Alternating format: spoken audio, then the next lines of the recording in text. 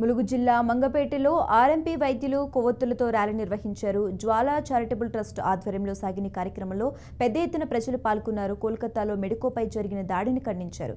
వైద్యురాలిపై అత్యాచారం చేసి హత్య చేసిన నిందితులను బహిరంగంగా ఉరితీయాలని డిమాండ్ చేశారు.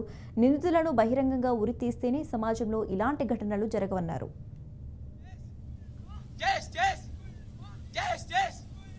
Justice!